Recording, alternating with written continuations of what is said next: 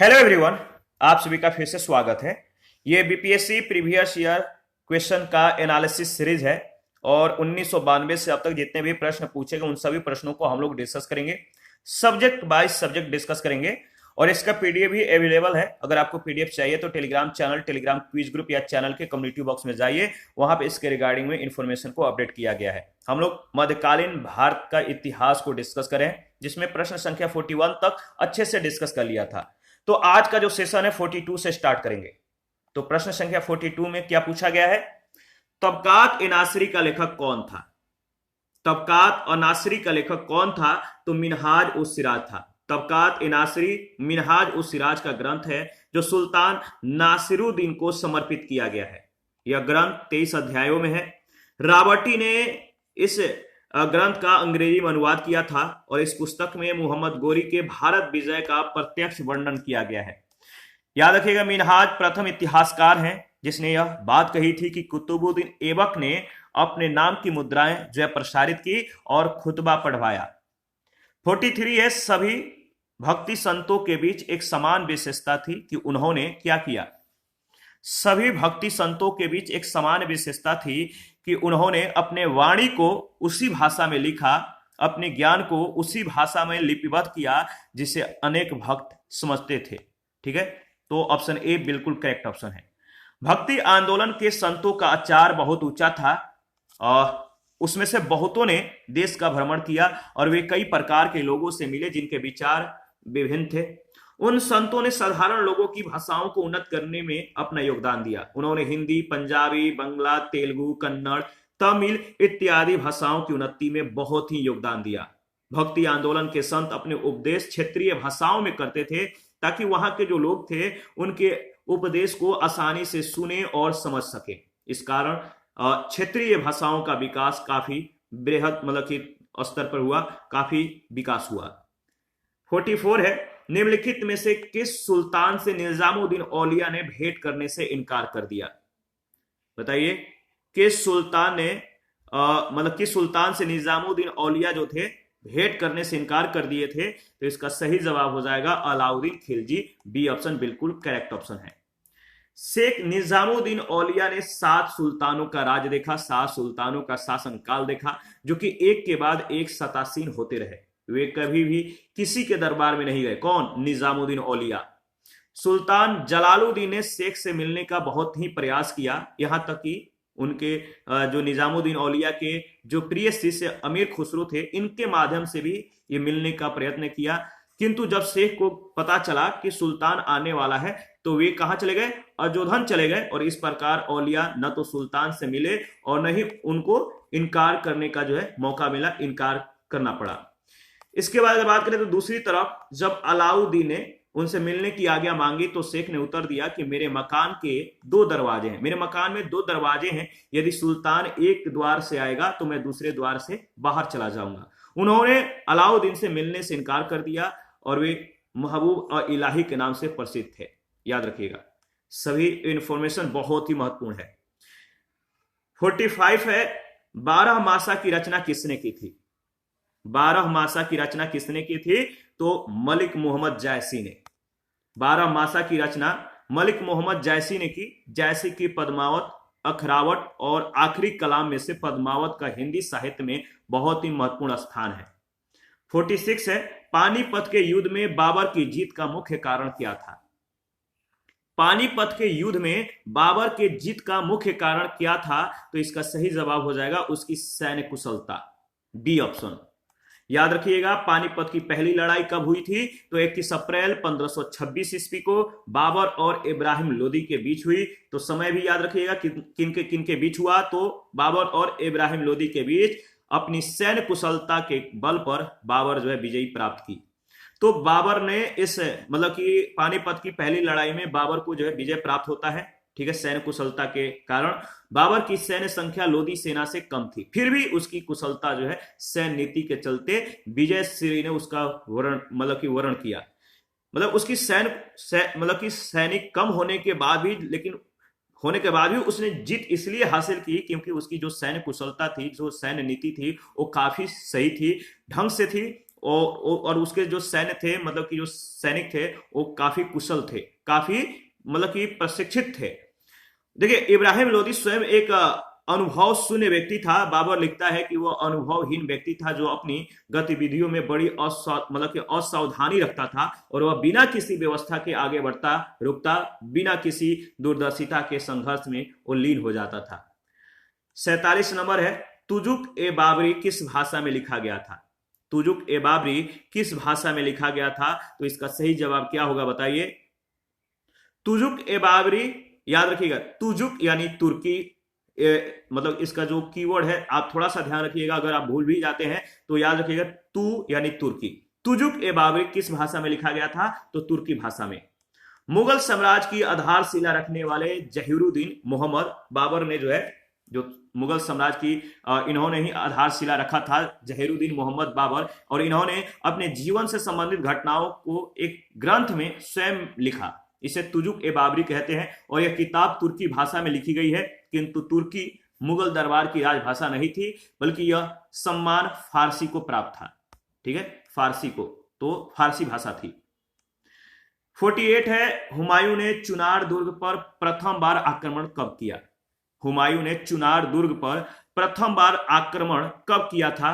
तो 1532 ईस्वी में। ए ऑप्शन बिल्कुल करेक्ट ऑप्शन है।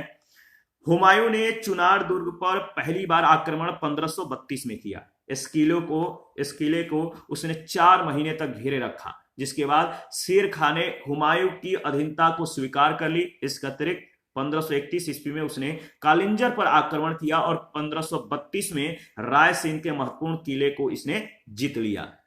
49 है, निम्नलिखित में से किसने अपने बादशाह पति के लिए जो मकबरे का निर्माण करवाया था? निम्नलिखित में से किसने, 4 ऑप्शन है, आप बताइए कि किसने अपने बादशाह पति के लिए, अपने पति के लिए मकबरे का निर्माण करवाया था? तो इसका सही जवाब हो जाएगा, बहुत ही महत्वपूर्ण प्रश्न है, कई बार पूछे गए हैं, हाजी बेगम ने। बी ऑप्शन बिल्कुल करेक्ट ऑप्शन है। अगर बात करें तो हाजी बेगम ने अपने पति हुमायूं के मकबरे का निर्माण दिल्ली में, जिसे दीन पनाह कहते हैं, दिल्ली में 1564 ईस्वी में करवाया था। इस मकबरे का नक्शा मीरक मिर्जा गियास, यानी ये ईरानी वास्तुकार था, इसी ने तैयार किया था। किसने? मीरक मिर्जा गियास ने। श्वेत संगमरमर से बना यह भारत का प्रथम गुंबद वाला मकबरा है। इस मकबरे के परितः एक बाग की रचना हुई है। 50 नंबर है, हुमायूं नामा की रचना किसने की थी? हुमायूं नामा की रचना किसने की थी? बहुत ही महत्वपूर्ण प्रश्न है। हुमायूं नामा की रचना किसने की थी?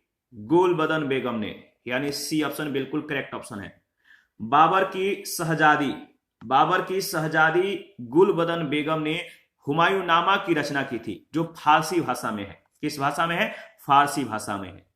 बादशाह अकबर ने अकबरनामा के प्रणयन के लिए सामग्री एकत्र करने के उद्देश्य से यह आदेश दिया था कि बाबर तथा हुमायूं के राजकाल के विषय में जिसे कुछ भी स्मरण हो, वह उसे लेखबद्ध करके उसकी सेवा में प्रस्तुत करे।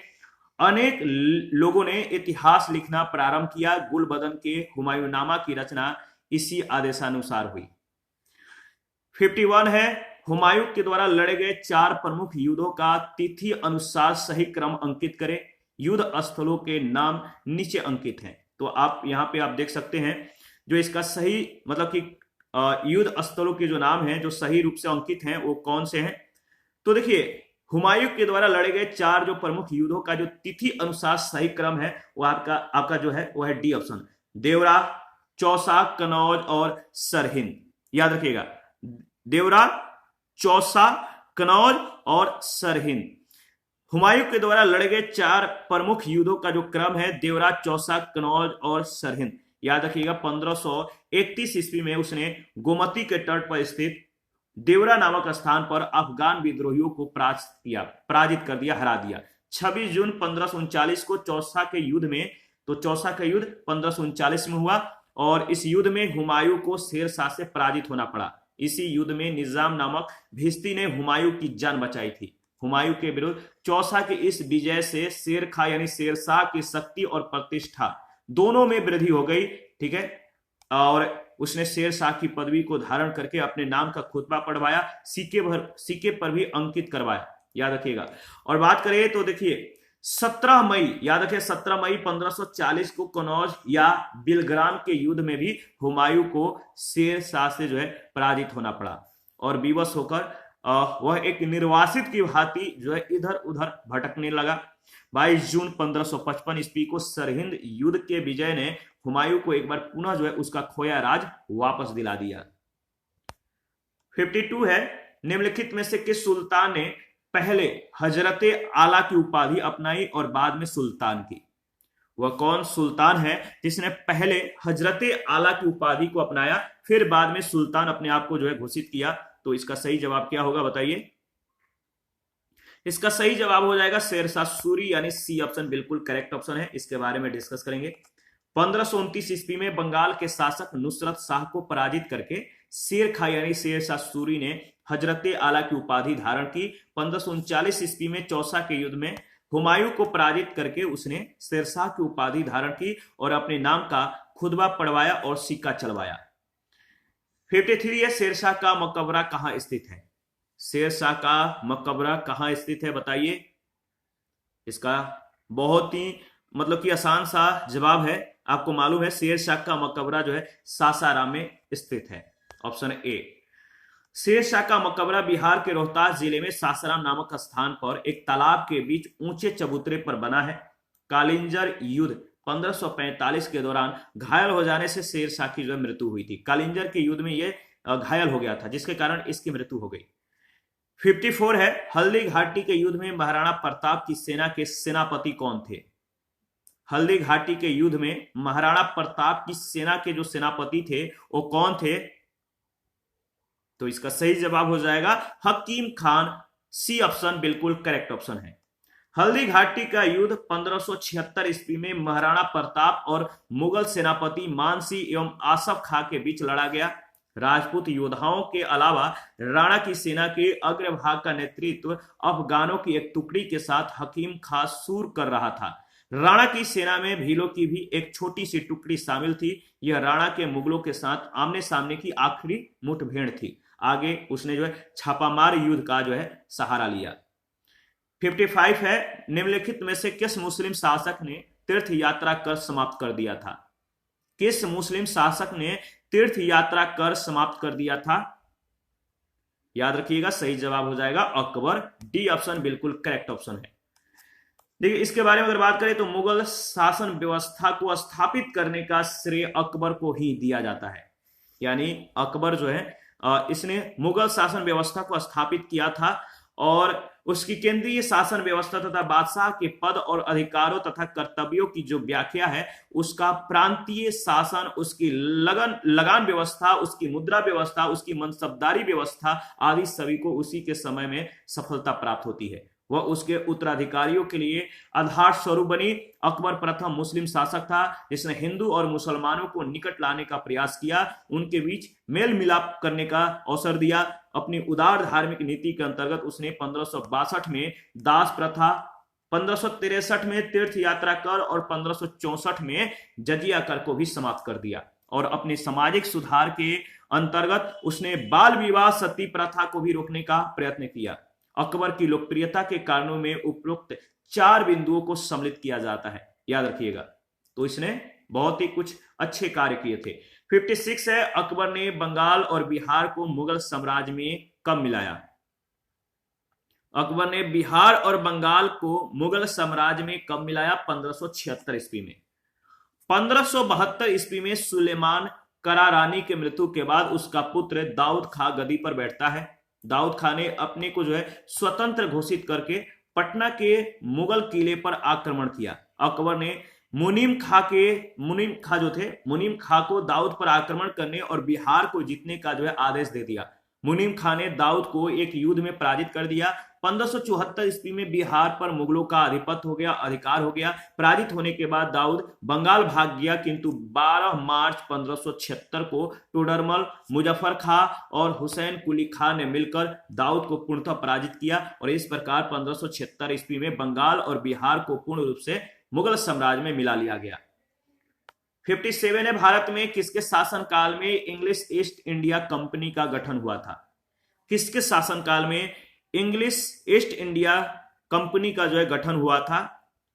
तो इसका सही जवाब है, बहुत ही महत्वपूर्ण प्रश्न है, याद रखिएगा। अकबर के शासनकाल में अंग्रेजी ईस्ट इंडिया कंपनी का गठन हुआ था, यानी बी ऑप्शन। दिसंबर 1599 में लंदन में कुछ व्यापारियों ने लॉर्ड मेयर की अध्यक्षता में एक सभा का आयोजन किया।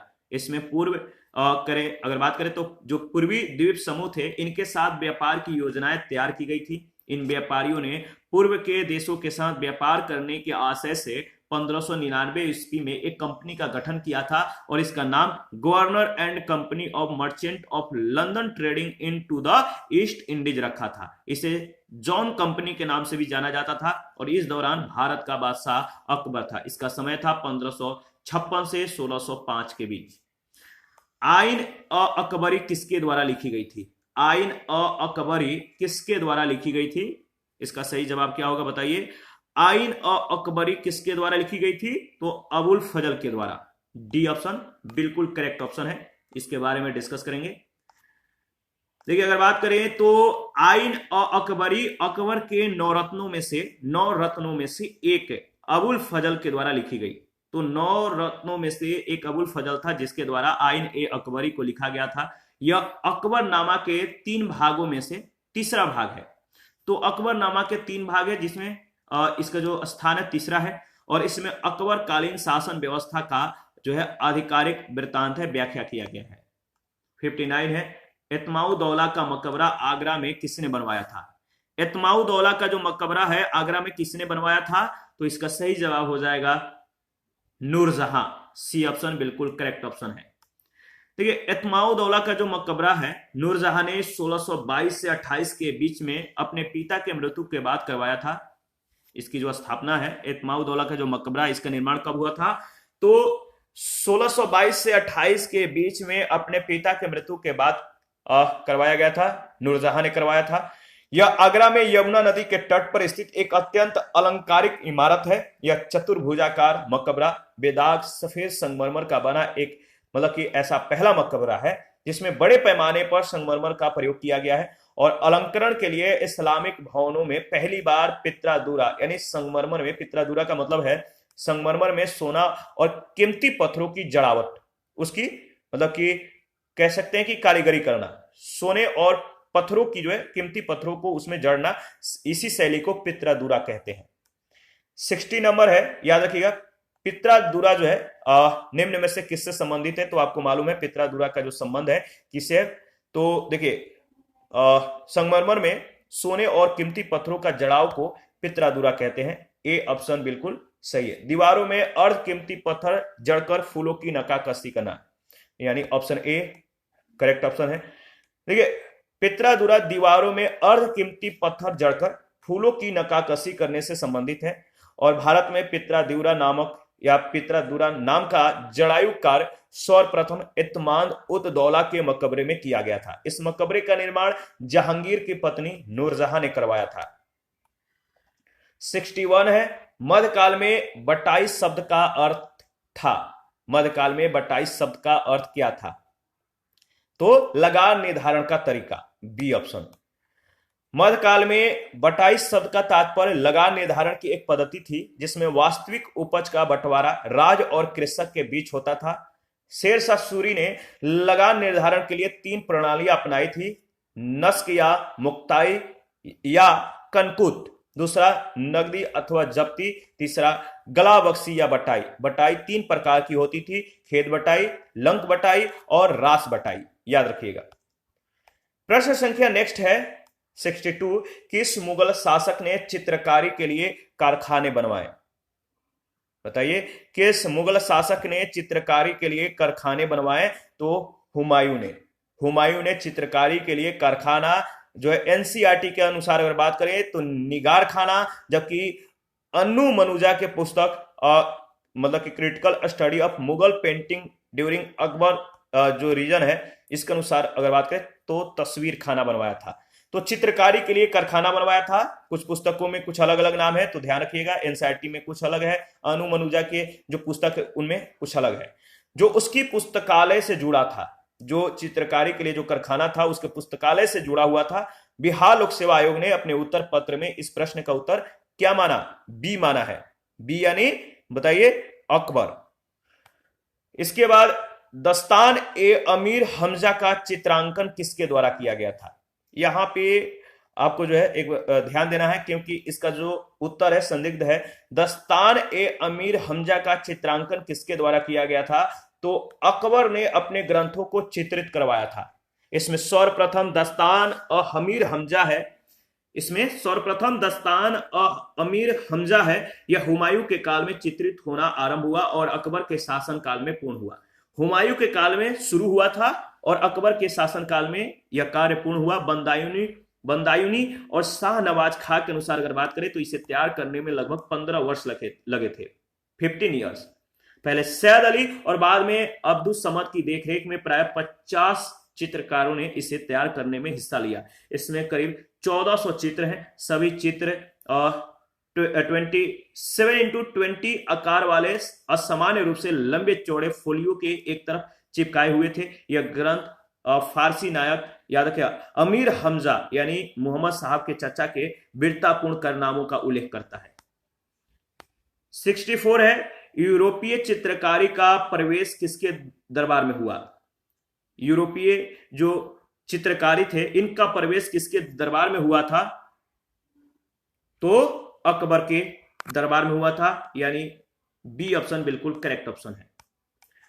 देखिए, अकबर के दरबार में यूरोपीय चित्रकला का प्रवेश पुर्तगालियों के माध्यम से हुआ था, जिनसे मुगल चित्रकारों ने 2 विशेषताएं ग्रहण की थी। मुगल चित्रकारों ने इनसे 2 विशेषताओं को ग्रहण किया था। पहला था व्यक्ति विशेष का चित्रण, दूसरा दृश्य में आगे दिखने वाली वस्तुओं को छोटे आकार में बनाना।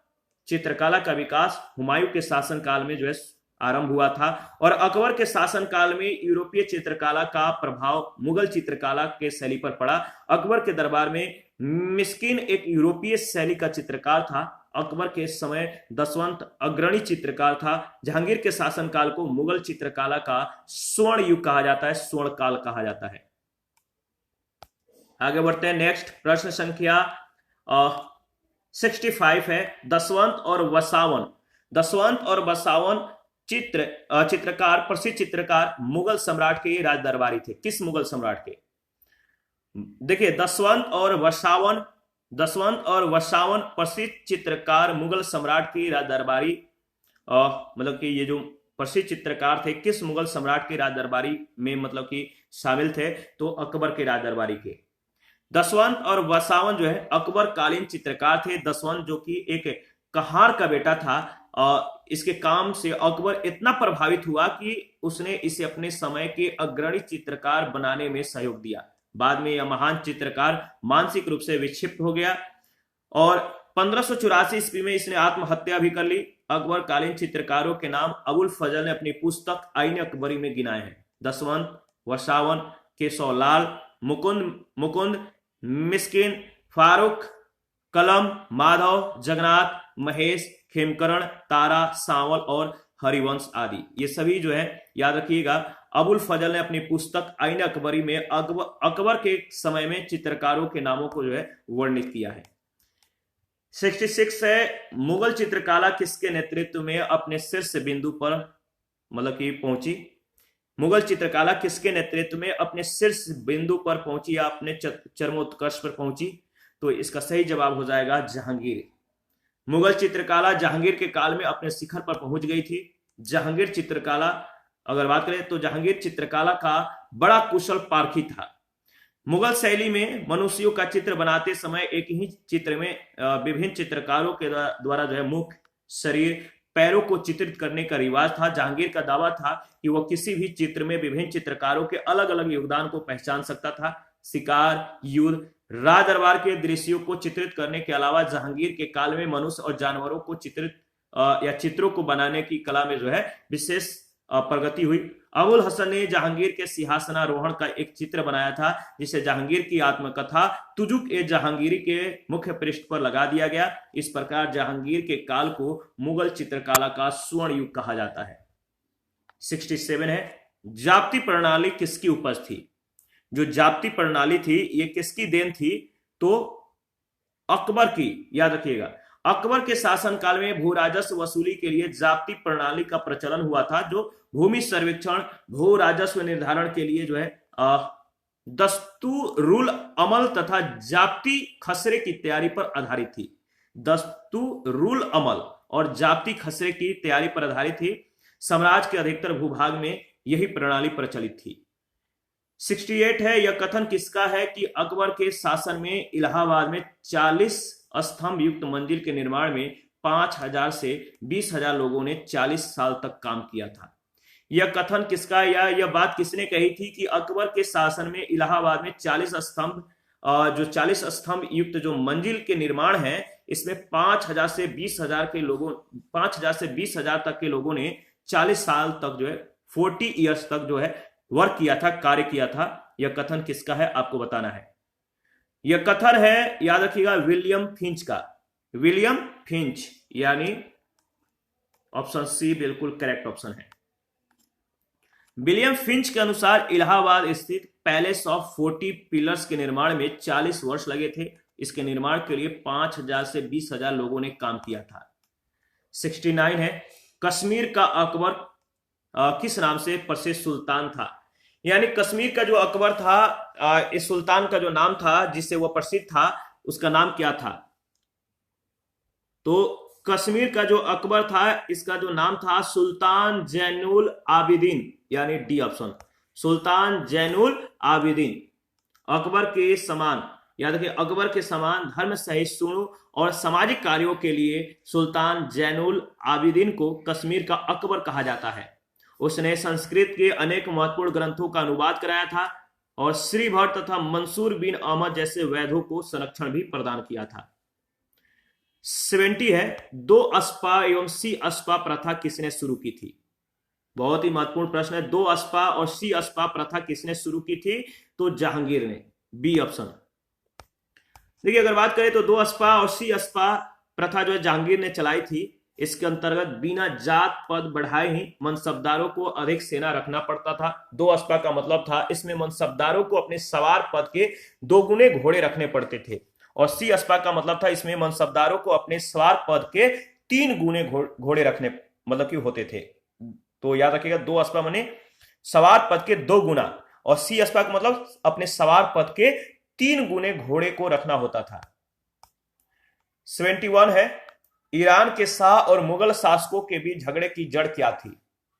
ईरान के शाह और मुगल शासकों के बीच झगड़े की जो जड़ थी वो था कंधार, बी ऑप्शन, याद रखिएगा। कंधार राज ईरान के शाह और मुगलों के बीच संघर्ष की जड़ थी, क्योंकि कंधार को अपने हाथों में रखना मुगल शासक तथा ईरान के शाह के लिए प्रतिष्ठा का विषय बन गया था। दोनों शासकों की साम्राज्यवादी योजनाओं को कार्यान्वित किया जाना बहुत कुछ कंधार को अपने हाथों में रखने पर ही निर्भर करता था। 72 है, दिल्ली के लाल किले का निर्माण किसने करवाया था। दिल्ली के लाल किले का निर्माण किसने करवाया था, तो शाहजहां ने दिल्ली के लाल किले का निर्माण करवाया था। इसका सही जवाब क्या हो जाएगा, ऑप्शन डी। ऑप्शन डी बिल्कुल करेक्ट ऑप्शन है। अकबर के फतेहपुर सीकरी की भांति जो है, अकबर के फतेहपुर सीकरी की भांति शाहजहां ने दिल्ली में अपने नाम पर जो है शाहजहानाबाद नामक एक नगर की स्थापना की थी 1638 ईस्वी में, और वहां पर उसने अनेक सुंदर और वैभवपूर्ण भवनों का निर्माण करके उसे सुसज्जित करने का प्रयास किया। शाहजहानाबाद के भवनों में लाल किला सबसे प्रमुख है।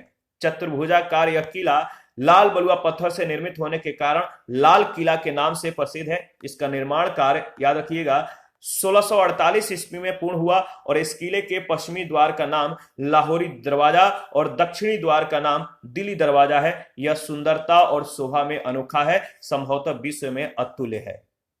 73 नंबर, निम्नलिखित में से किस इतिहासकार ने शाहजहां के शासनकाल को मुगल काल का स्वर्ण युग कहा है। किस इतिहासकार ने शाहजहां के शासनकाल को मुगल काल का स्वर्ण युग कहा है। इसका सही जवाब क्या हो जाएगा, इसका सही जवाब हो जाएगा ऑप्शन सी। ऑप्शन सी बिल्कुल करेक्ट ऑप्शन है, A.L. श्रीवास्तव ने। देखिए, डॉक्टर A.L. श्रीवास्तव ने अपनी पुस्तक मुगल कालीन भारत में लिखा है कि शाहजहां का जो शासनकाल था वो भारत के मध्ययुगीन इतिहास में स्वर्ण युग के नाम से प्रसिद्ध है। यह केवल कला और कला में भी वास्तुकला के दृष्टि से ही जो है सत्य माना जा सकता है। JN सरकार और VA स्मिथ शाहजहां के काल को स्वर्ण काल मानने के पक्ष में नहीं है। SR शर्मा ने शाहजहां के काल को स्पष्ट रूप से मुगल काल का स्वर्ण काल माना है, अतः विकल्प सी सही उत्तर है। प्रश्न संख्या 74 है, औरंगजेब के द्वारा चलाए जिहाद का अर्थ क्या है?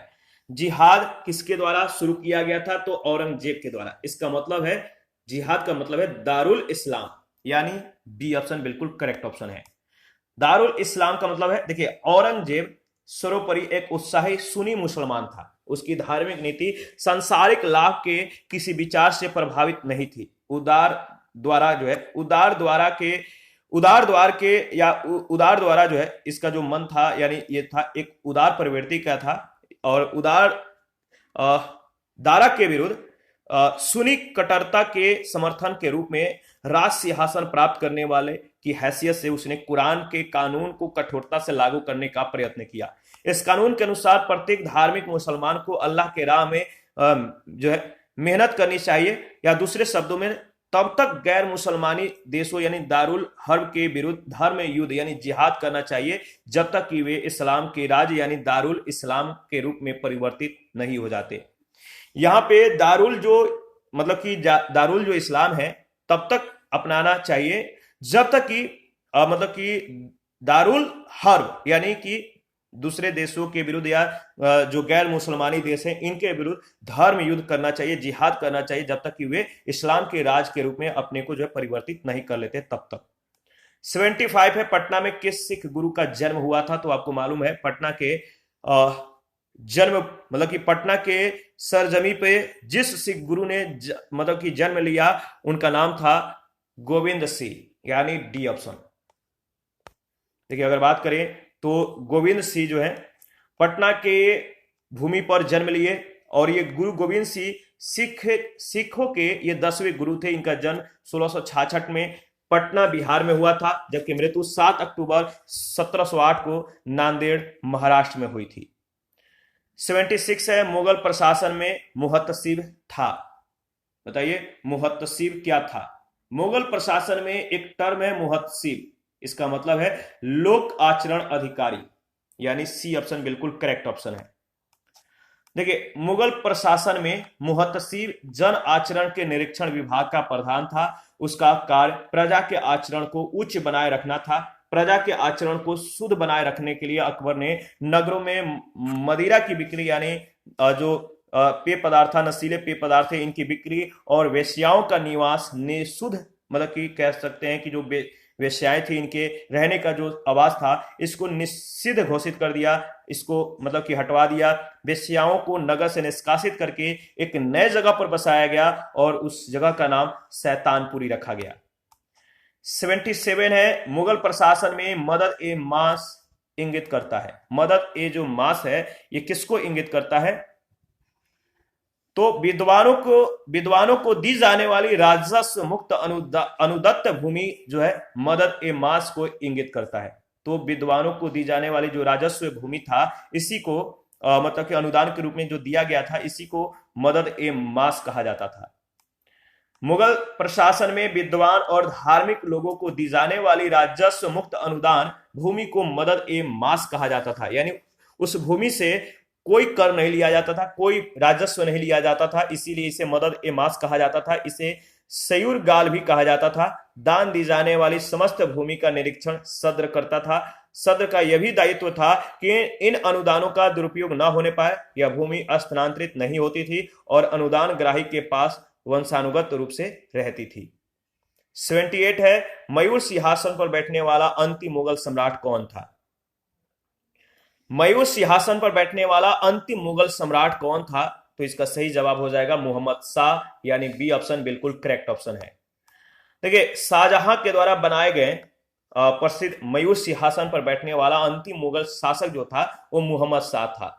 किसके द्वारा बनाया गया और कौन अंतिम शासक था जो मयूर सिंहासन पर बैठा था? तो शाहजहां के द्वारा मयूर सिंहासन को बनवाया गया था और मोहम्मद शाह ये अंतिम शासक था इस सिंहासन पर बैठने वाला, क्योंकि इसके काल में नादिर शाह ने 1739 ईस्वी में भारत पर आक्रमण किया था और करनाल युद्ध में मुगल सेना को पराजित किया था। समकालीन लेखक आनंद राम मुखलिस के अनुसार नादिर साहब ने 60,000 रुपए, कई हजार अशरफियां और 1 करोड़ रुपए का सोना, 50 करोड़ के जोहरात और कोहिनूर तथा तख्ते ताउस यानी मयूर सिंहासन भी ईरान लेके चला गया। इसके बाद प्रश्न संख्या नेक्स्ट है 79। निम्नलिखित में से किस मुगल बादशाह को वजीर गाजिउद्दीन ने दिल्ली में दाखिल नहीं होने दिया था? किस मुगल बादशाह को वजीर गाजिउद्दीन जो है इसने दिल्ली में दाखिल नहीं होने दिया था? किस मुगल बादशाह को? तो शाह आलम द्वितीय को। शाह आलम द्वितीय का कार्यकाल 1759 से 1806 ईस्वी के बीच था। उनका वास्तविक नाम अली गौहर था। अपने पिता आलमगीर द्वितीय के मृत्यु के समय वह बिहार में था। उसे मुगल बादशाह घोषित कर दिया गया था, किंतु मुगल दरबार की गुटबाजी के चलते वह बिहार में ही रहा और दिल्ली का सिंहासन 1760 ईस्वी से 1771 ईस्वी तक खाली पड़ा रहा। 1772 ईस्वी में मराठों की सहायता से वह दिल्ली पहुंच सका और शाह आलम द्वितीय के समय में ही दिल्ली पर अंग्रेजों का अधिकार हो गया 1803 में।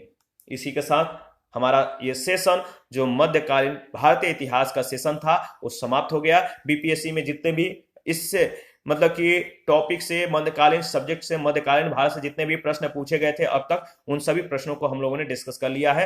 तो आप अपना प्रतिक्रिया देते रहिए। आपके प्रतिक्रियाओं का हमें बेसब्री से इंतजार रहता है और नेक्स्ट सेशन में हम लोग आधुनिक भारत का जो इतिहास है इसके बारे में डिस्कस करेंगे। थैंक यू, मिलते हैं नेक्स्ट सेशन में।